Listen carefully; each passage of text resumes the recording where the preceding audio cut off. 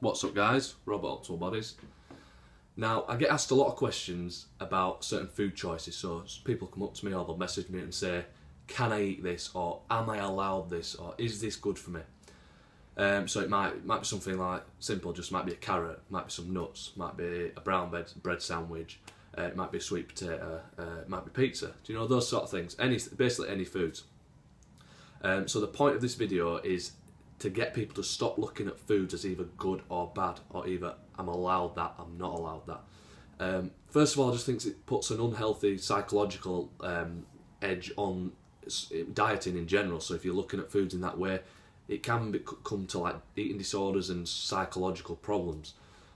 Whereas we're not used to that sort of thing as we've evolved. We'll see food, we'll basically be like, yep, let's eat that, let's control this hunger, and that's the way it's looked at. Rather than now it's like, oh, I've seen that but I can't have that, or I can have that, and it's playing tricks on your mind basically. Where we're evolved just to see food and eat it.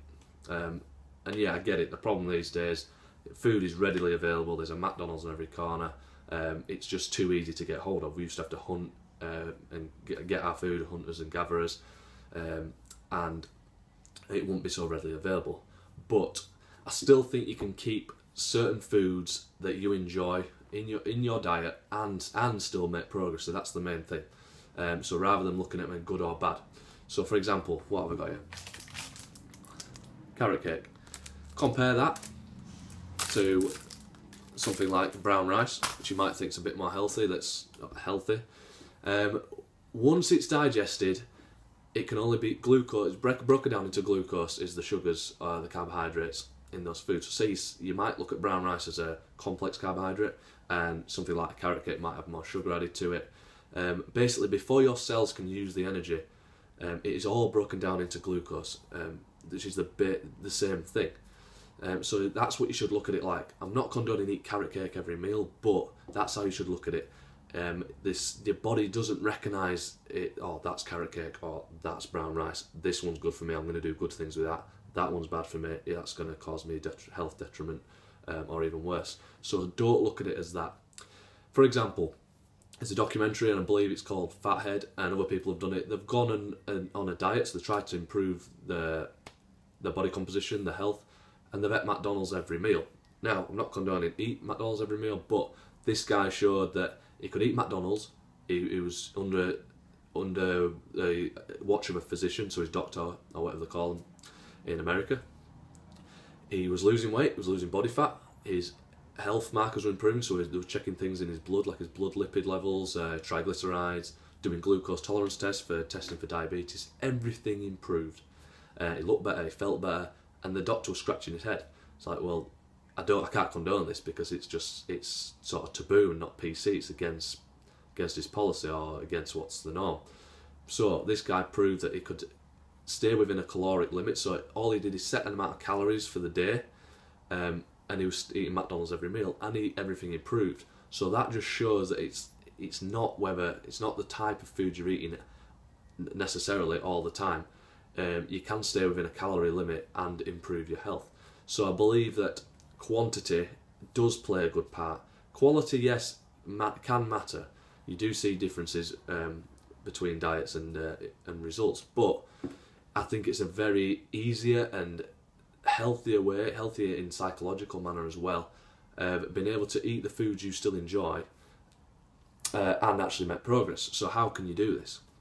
First of all, stop looking at foods as good or bad. Stop looking at them as something you're allowed or not allowed. Get something like MyFitnessPal, some sort of calorie counting app. If you're trying to lose weight but you're not looking to follow like something I recommend, like a high fat, moderate protein and low carb diet, which is fair enough. If you don't want to go down that route, that's fine. That's what I recommend. But if you're looking to simplify it even further, make it more simple, then you can keep foods that you enjoy every day in your life, staying within a caloric limit. So maybe you set yourself a certain amount of calories. Let's say it's 1,500 calories for the day.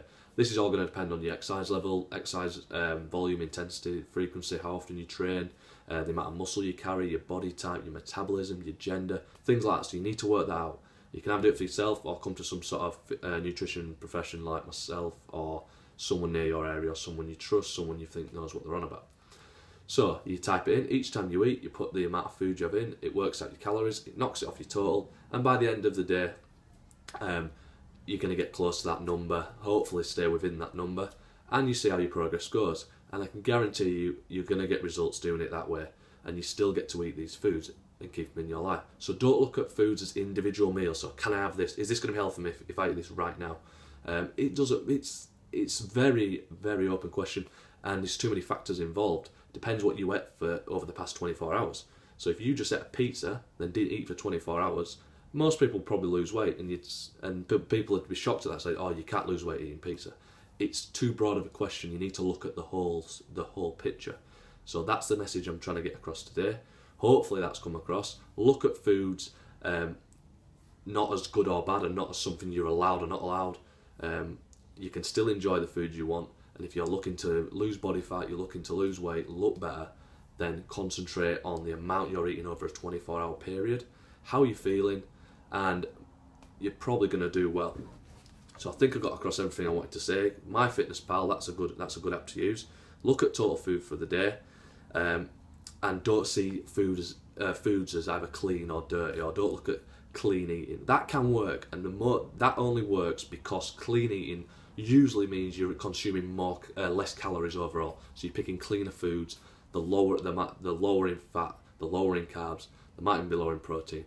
That's why those sort of diets do work. But you can, if you take a little bit of time to focus on what's in those foods, when you're eating foods such as carrot cake, or you're wanting some chips or something like that, you can still lose weight and do well on it. And foods are all the same once digested and broken down. Your body don't know the difference between brown rice and a brownie. That's the way you should look at it. Okay, any questions? I know it's controversial, so if any question on this, please let me know. This is Robert Optimal Bodies, sponsored by Dan Fitness. Post in the comments below. Please like and share this if you find it useful.